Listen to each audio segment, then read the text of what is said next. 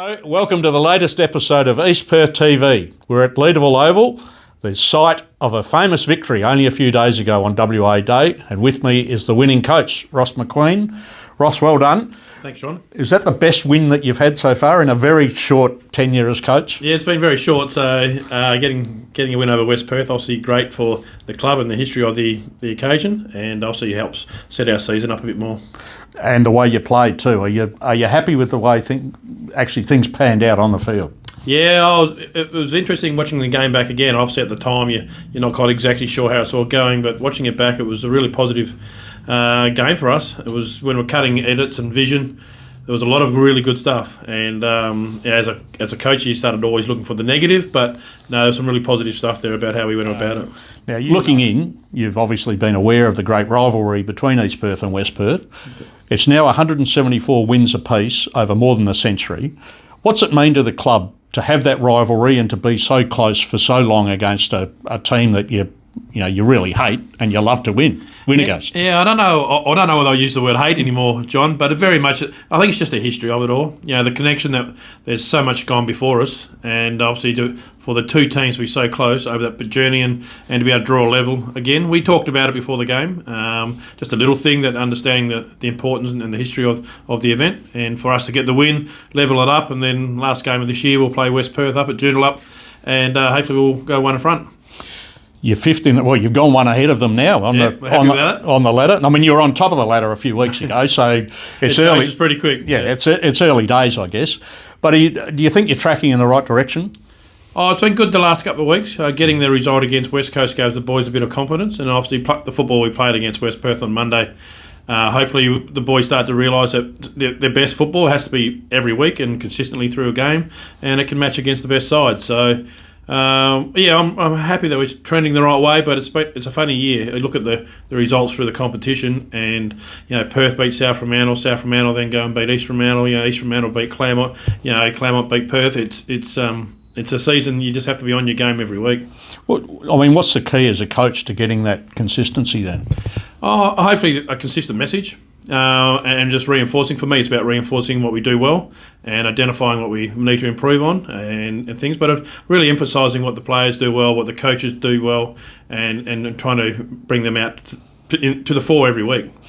One thing you're doing really well is your starts. You're the best first quarter team in the competition. How much of that is your focus as a coaching group and an approach to the game, and how much of it is a bit of luck as well? I can't put a finger on it, John, to be honest. We try and prepare the same every week, and it just so happens that we've managed to get out of the blocks. It's great for us, and obviously South Fremantle did a good job of defending that when we played them a couple of weeks ago. But apart from that, I think, like I said, we've been kicking 4 or 5 goals in the first quarter, which sort of helps the players get a bit of confidence and work your way into the game. But it's definitely we must start well this week. It's every quarter should be the same. You had a couple of stars on Monday, including Scott Jones, your captain, probably produced his best game in an East Perth jumper. And I've seen a fair bit of Nick Robertson. I think that was probably his best game for the club as well. What do those two very senior players bring to the team when they're playing so well? Yeah, I thought you talked about it. They're senior players. They've been around football. They've been in AFL systems. They've been in the waffle system for a long time. They understand the game, and obviously the importance of the clash between West Perth and East Perth. Obviously Nick originally coming from the West Perth district, but just that bit of leadership, and I thought Scott really led from the front. Up against a good young ruckman. I think young Sprig's going to be a very good player in the future, but yeah, he's only 19 up against Jonesy, who's I think now 27, 28 and a big man. So I think Jonesy set the tone for us. Nick was really solid down back. I think his last month of football he's really started to flourish in terms of attacking the game a bit more. I think he was such a strong defender, and sometimes that went against him, and now he's defending well and also getting on the end of the ball, which has been a great asset to us. Can you tell me who you gave your votes to after the game? We did. We were all pretty consistent around the same sort of players. It's hard when you get good games like that. I think the team was very good, but yeah, we had Jones and Croden and Robertson in the mix. Schumacher, Brayshaw there, and Stan Wright, and the forwards. We thought the forwards really stood up. Young Schofield and these guys. So it's good. You've got a few mudlarks in your side too, and heavy weather at the moment. Obviously.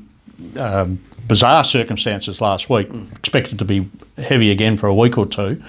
Is that a real benefit to you blokes that you've got mature senior players who are perhaps not racehorses, but they're suited to the heavy going. A little bit, but in saying that, if they get too heavy, then they'll get bogged right down. So sometimes those little blokes will get across the ground pretty quickly. So, but we brought in some senior players last week. Shane Hilly came back for his first game. Obviously, our captain Christian Amaduri and Michael Randall. So all very strong-bodied players, which helped us in the conditions. But yeah, we still need some speed around the ground, and I thought our ball movement allowed us to look a bit quicker than sometimes people think we are. Yeah. As I said, it was a bizarre game, off the ground for 39 minutes due to lightning. What did you do as a coach during that extended break?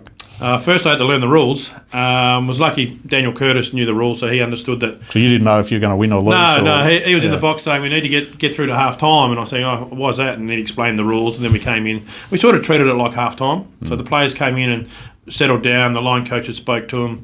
Then we spoke as a group, as a playing group and a coaching group together. They warmed up again really well for about 7 or 8 minutes.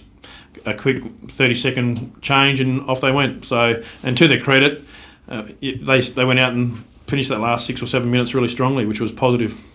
Do you do any planning around that sort of thing about an unexpected break in the game? Well, I didn't know the rules, John, so I certainly hadn't planned around that. But you knew you were off the field for a while, or you presume that you're off the field for a while, and then you're not sure what's happening. Leading into a season, do you actually do, in this circumstance, if a player gets injured or there's lightning or whatever, this is what we're going to do? Yeah, we're trying to cover most scenarios, but certainly lightning wasn't one I'd experienced before, even though obviously it happened last year, I think, in different competitions. Yeah, it was running a waffle game at the Wacker last year. And I think the amateurs might have had it, or one of the teams had it last year. So we try and all those scenarios, like you get a long-term injury, what happens on the ground, unfortunately, there's a delay, what happens, they come in together, those types of things. So you try and have those plans, but you can't cover everything, John. So we just hope the players have the maturity to understand what to do at the time. What do you have to do to win this week? Play well. I say it every week, but East Fremantle, I've been a big rap of what Bill and Dottie have been building there at East Fremantle. They're looking at the statistics and things the last couple of days.